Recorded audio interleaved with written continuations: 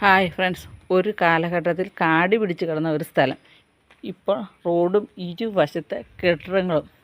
വളരെ മനോഹരമായൊരു ദൃശ്യം. വികസനത്തിൻ്റെ പാതയിലൂടെ എല്ലാ മനുഷ്യരും മുന്നേറുകയാണ്.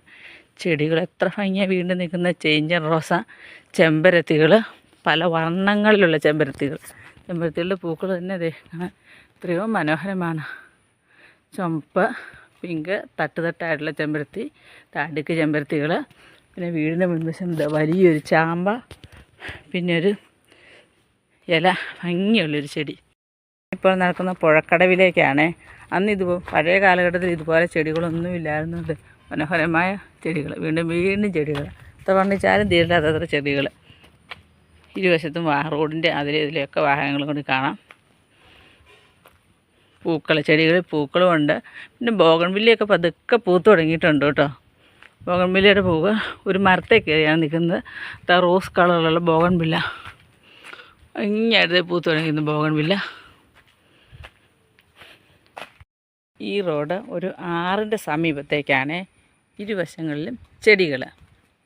ആറ് തൊട്ടടുത്തുണ്ട്. പിന്നെ അത്ര ആക്കളിൽ നിന്ന് നോക്കിയാലും കാണത്തക്ക രീതിയിൽ ഗോൾഡൻ ബാമ്പു 2 എണ്ണം, 3 തുറ അടുത്തടുത്ത് നിൽക്കുന്നു.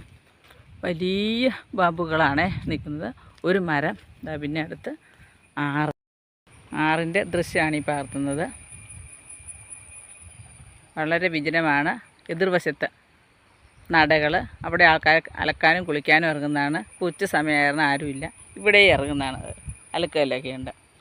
ഈ കാറിന് കുറുകെ കടന്ന അപ്പുറത്ത് എറണാകുളം ജില്ലയാണ്. ഇത് ഇടുക്കി ജില്ല. ഇവിടെ നിന്ന് ആൾക്കാർ പണ്ട് വള്ളത്തിൽ അപ്പുറവശം കടന്ന് എറണാകുളം ജില്ലയിലേക്ക് പ്രവേശിക്കുകയാണ്.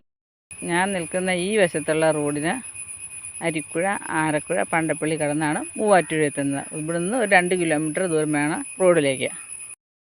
റോഡിൻ്റെ ഒരു സൈഡിൽ തഴച്ച് നിന്നിരിക്കുന്നു ഈ ഇലച്ചെടി.